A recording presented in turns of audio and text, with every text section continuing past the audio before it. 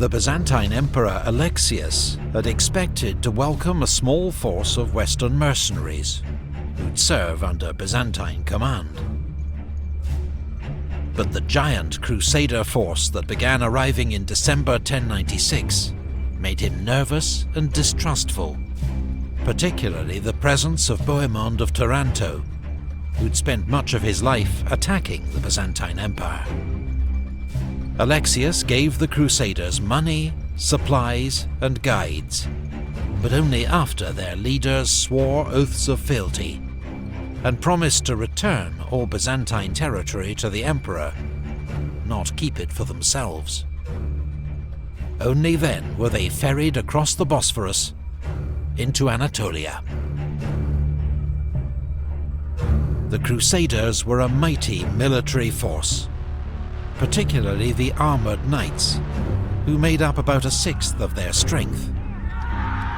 But they'd have to adapt rapidly to the heat, terrain, and hit-and-run tactics of their Turkish enemy. In their favour, the Islamic world and the great Seljuk Empire itself was badly divided. Its Turkish governors, or atabegs, were busy fighting each other, as well as the Shia Fatimids of Egypt. None of them was prepared for the First Crusade, or had any real understanding of its strength or aims.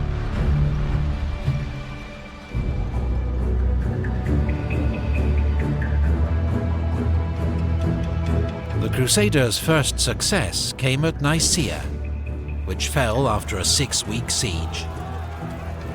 But the city surrendered to the Byzantine forces, cheating the Crusaders, as they saw it, of their rightful plunder. It was a further strain on the delicate relations between Crusaders and Byzantines. They began marching inland through intense summer heat in 2 columns, a vanguard under Bohemond of Taranto and rearguard under Godfrey of Bouillon. Near Dorylaeum, Bohemond's vanguard was ambushed by the main Turkish army.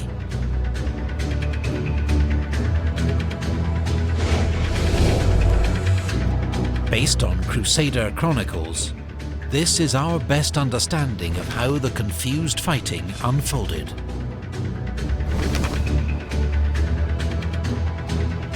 Bohemond, seeing he was about to be attacked by a large force of enemy cavalry, sent an urgent message to the rearguard, asking for assistance.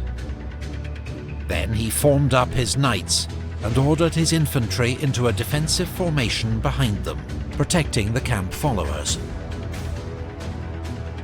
The Crusaders came under attack from all sides, facing a hail of arrows from Turkish horse archers, as well as javelins and hit-and-run strikes from their faster light cavalry. The knights were driven back onto their own infantry.